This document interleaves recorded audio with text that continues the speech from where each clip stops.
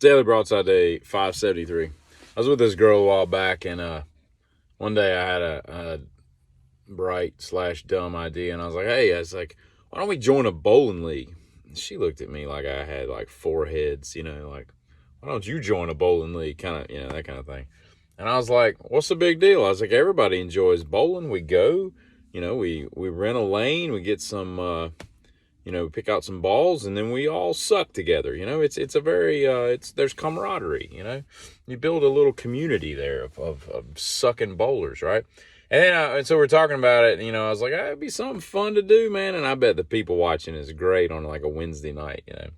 Draft beer, smelly shoes, that kind of stuff. I said, but then I said, I kind of want to invest in it though if we're going to do it. And she's like, we're not going to do it. I'm like, I haven't sold you on it yet. So don't, you haven't made your decision yet because I haven't given you all the facts and the evidence. And she's like, go Helen. And I said, I think we should invest in it, right? Like you need your own shoes so you don't get like some kind of, I don't know, you don't get some kind of foot fungus. And just because it's just nasty, right? I mean, you would want your own shoes, right? And you get your own ball, right? Because what do you do when you go bowling? You go into the bowling alley and you're looking around, you're starting to people watch, you're tingling from all the things that are going on with people watching, right? You're like, oh, this is just an actual petri dish of fun here. You can talk about people and mock them and have a good time, right? And there's beer and fatty foods, right? I mean, got chili dogs and nachos and stuff. I don't see how this is wrong, right? But what do? You go in there and then you rent the lane, you get the shoes, they spray them with that, whatever. And then you spend like the next 15 minutes trying to find just two balls that fit your hand, are a good size weight for what you are capable of throwing. You don't want some, I can't remember. It seems like a 12 or a 15 is heavy. I could be wrong. I don't know. But, you don't want a 4-pound pink ball that some, junior you can't even fit your fingers in. But you don't want like a 23 that you can barely lift, and you can't put any spin on it. And you're acting like you can put spin as if you can put spin on it, But you finally find two balls that have some semblance of, it occupies the same space as where your natural finger hole grip would go. And all this, I said, I think that bowling would really go to another level. We could take it to another level if we got our own balls, It'd be like Ernie McCracken, get a rose in the middle. You get all kinds of stuff. And she's like, well, what does that cost? I was like, I don't know, it's like $250, $300. I'm like, and then she was like, I am not spending $250 to $300 per person. We're not investing $600 in bowling balls. And I was like, why not? She's like, because I don't think we should be in a bowling league. And I'm like, what do you have against bowling, woman? We're no longer together. And it's not because of the bowling, I mean, there's a myriad reasons, but, so there's that. I was in a store this morning and I was filling up gas and I went in to grab something and a dude in front of me bought a pack of cigarettes and it was like $9 and something, 18 cents or some crazy stuff. And I was like, is that what cigarettes have gotten to? Holy crap. And I thought to myself, I was like, man, if you paid, if you smoke 2 packs a day, which some people do, and that's a mildly full-time job, Waylon Jennings, he smoked like 5 or 6 packs a day. There's a lot of people who do that stuff. Dwight D. Eisenhower, that kind of thing. I mean, that's a full-time job. That is burning a cigarette and lighting the next one. And burning a cigarette and lighting the next. I don't. You got to have a special kind of life to where you can even do. You can't be like an investment banker and just chain smoke all day long. The bank would stink, But anyway, I'm sitting there and I'm doing the quick math. You're gonna be impressed with my math here coming up. But let's just round it off to $20, right? You buy 2 packs a day. That's $20. Okay. I mean, you're at like $7,000 plus just in cigarettes every year. Not to mention what you're probably spending in lighters, you probably spend more. You're probably buying a lighter every 2 weeks, because you either lost it or it burned. I don't know how long it takes to really burn down a lighter. Anyway, and I'm like $7,000. And I'm like, I know there are millionaires that probably chain smoke 2 packs a day. It's got to exist, right?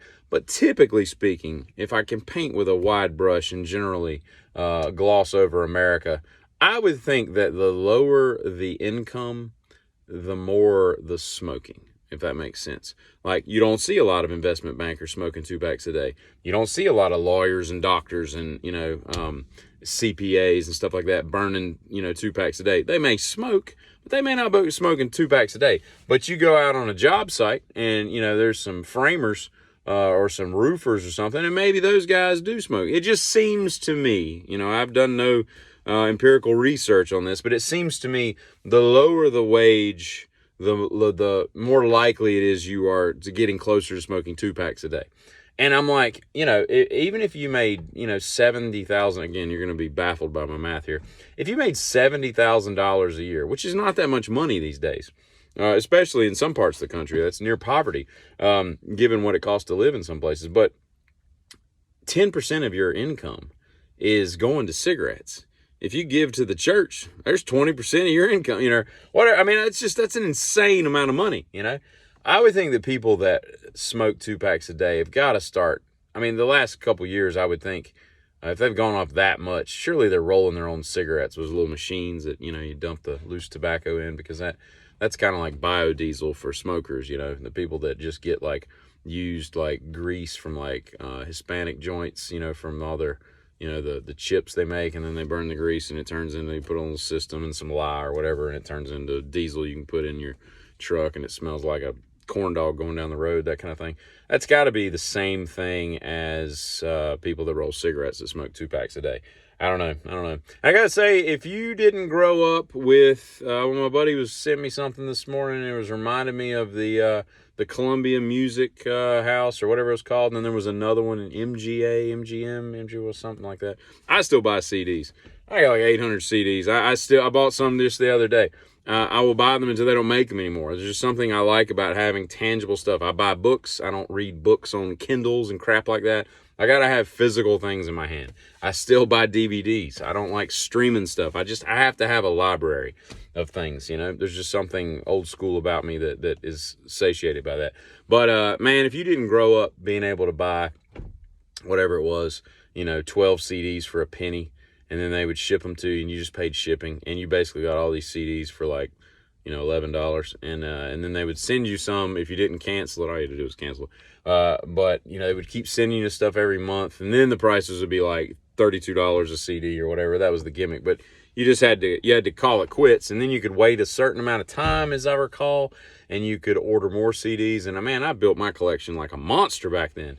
I was getting, it was like the greatest day. You remember the what was it, banana Cheerios back in the 80s? The banana boat's here, and they'd all go running down to the banana boat, and Tony the Tiger's down there. Hey kids, I got the banana boat, banana Cheerios. I don't think banana Cheerios didn't go very far. I think they went the way of Crystal Pepsi and crap like that, but nevertheless, everybody gets excited. That's what it was when the Columbia Music House, whatever it was called, came in. You got that box of cardboard, and you knew it was like a stack of CDs, and you'd rip the cardboard open, and what? The heavens would open up, and light would shine down on you. You knew the Lord was he was shining on you that day, and he was smiling, and things were good, and everybody was it was all kosher.